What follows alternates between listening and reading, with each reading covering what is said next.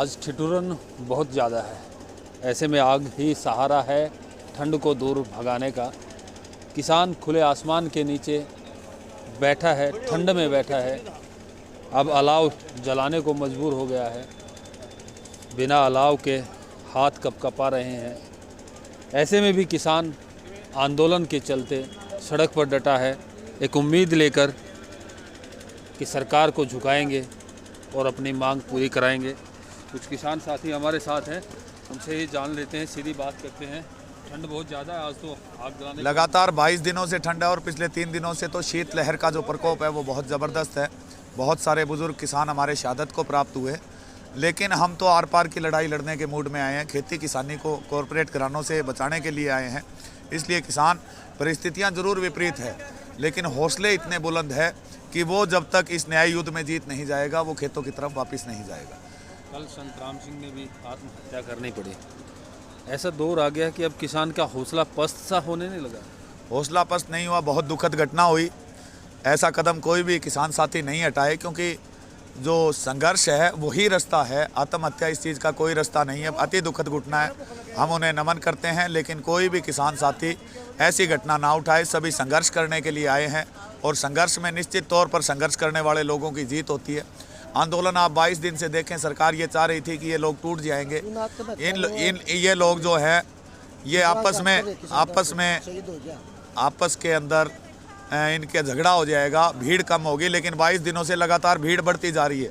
रोज़ आंदोलन में 3 लाख से लेकर 4 लाख तक किसानों की वृद्धि हो रही है। मामला अब सुप्रीम कोर्ट में भी चला गया है। क्या लगता है, कोर्ट से हल निकलेगा या सरकार ही निकालेगी? ईश्वर के बाद अगर कहीं इंसान न्याय की उम्मीद करता है तो वो न्यायालय है, और न्यायालय में सर्वोच्च न्यायालय ने जिस प्रकार कल टिप्पणी की है कि ये मुद्दा जल्द राष्ट्रीय मुद्दा बनने जा रहा है, ये किसी एक राज्य का मुद्दा नहीं है, उससे हमारे अंदर उम्मीद की किरण जगी है।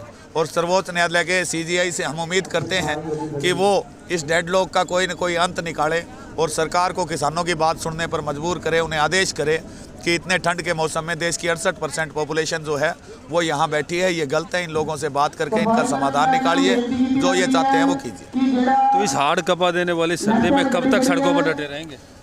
सड़कों पर तो हम लोग सोच के आए हैं, 1 साल की तो सोच के आए हैं। जैसे हरियाणा के अंदर हम लोग गेहूं बीज के आए हैं, गेहूं काटने तक हमें कोई काम नहीं है, यानी मार्च महीने तक हमें कोई काम नहीं है, तो मार्च तक का तो प्योर है। उसके बाद भी हम घर में 1-1, 2-2 अपने बच्चे छोड़ के आए हैं जो आगे बिजाई कर सकते हैं।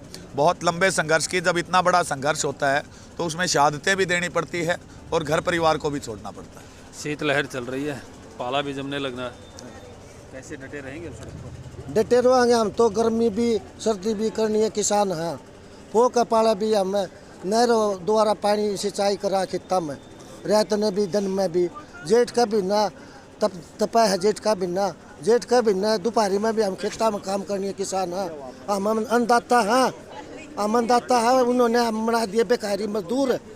हमें दान करा, अपना पेट भरा, अपने पशुओं का पेट भरा, अपने जानवरों का पेट भरा, और फालतू अनाज हम बेचा है, उनका बदला हमने क्या मिला है? हमने कपास के रुपये मिले हैं, टेरिकोट हमारी कपास के रुपये, इन्हें हम पागल बना दिए और फिर भ्रष्टाचार रिश्वतखोरी करे हैं और सारी कंपनियां निजीकरण करने लग रही और यह चेष्टा कर रही है। सर्दी गर्मी हो बरसात हो, मौसम भले ही कोई हो, किसान जब एक मकसद से डट जाता है तो मकसद को हासिल किए बिना उठता नहीं है।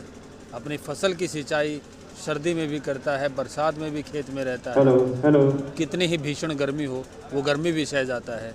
तो ये सर्दी किसान के हौसले को डगमगाने नहीं देगी। किसान सरकार को झुकाकर ही जाएंगे, अपना मकसद हासिल करके ही जाएंगे।